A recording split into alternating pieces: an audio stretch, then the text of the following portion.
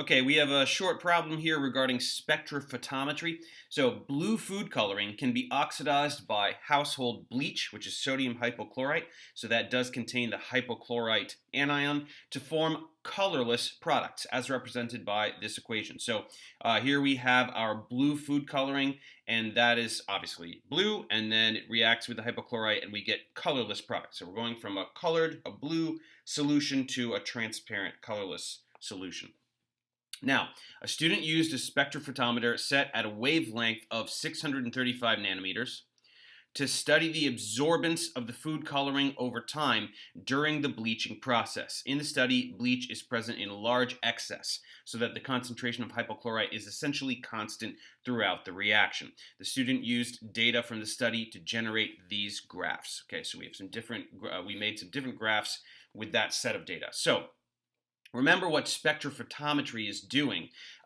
We're looking at light passing through a cuvette. We've got the solution in the cuvette, and light is passing through it to the detector on the other side. And the proportion of the light that reaches the detector says something about the concentration of some substance in there that is absorbing light of a particular wavelength. So if we have a lot of that thing that is absorbing that wavelength, not as much of the light will get through. If we have very little of that, then the light's going to pass through almost entirely and get to the detector. So that's the quantitative data that we're collecting, the proportion of incident light that reaches a detector. That tells us about the concentration of some colored compound. And so obviously we have a colored compound, and then that's going to a transparent solution. So when it's transparent, all the light's going to be getting through. So we start out, it's absorbing a lot, and then it absorbs less and less and less. And so based on these graphs, what is the order of the reaction with respect to the blue food coloring? So this is all we have to remember here with these kinds of questions. Remember, with our integrated rate laws, we have a different integrated rate law depending on the order of the reaction. And all we have to be able to do is see which one of these plots gives a straight line.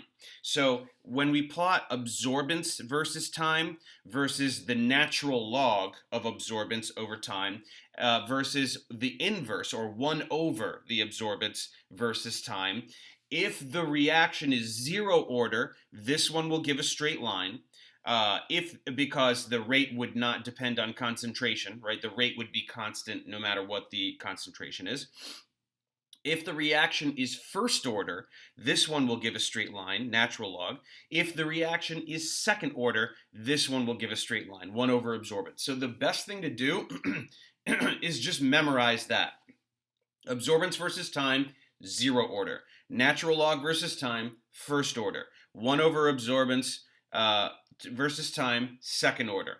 And whichever one gives you the straight line, that's the one it is. So here, very clearly, we have a straight line for the natural log graph. So this is a first order reaction. That's all we have to do there. So we just have to recognize that. Now, part B, the reaction is known to be first order with respect to bleach. In a second experiment, the student prepares solutions of food coloring and bleach with concentrations that differ from those used in the first experiment. When the solutions are combined, the student observes that the reaction mixture reaches an absorbance near zero too rapidly.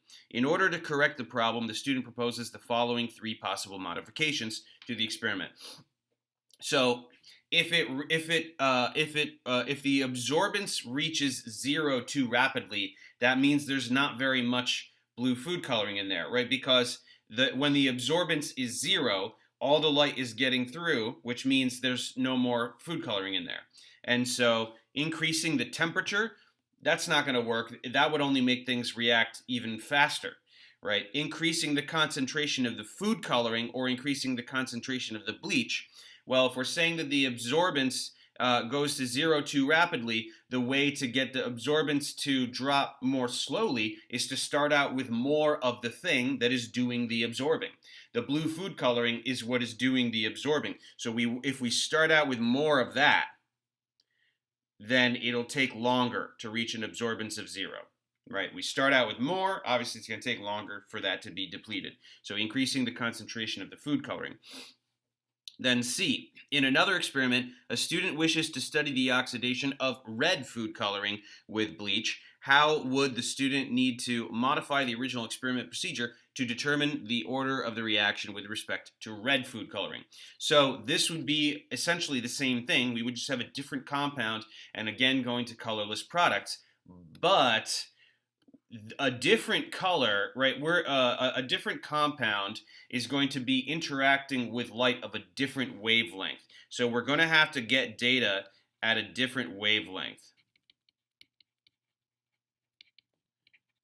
Right? We are going to find the wavelength that that other compound, the compound that makes up red food coloring, we're going to find out the wavelength of light that absorbs light at. It's going to be different because it's a different compound. So we'll set the spectrophotometer to a different setting, but then the rest is the same. We will collect precisely the same data. We will take that data set and use it to construct these three graphs, find out which one gives us a straight line plot, and then that'll tell us the order of the reaction.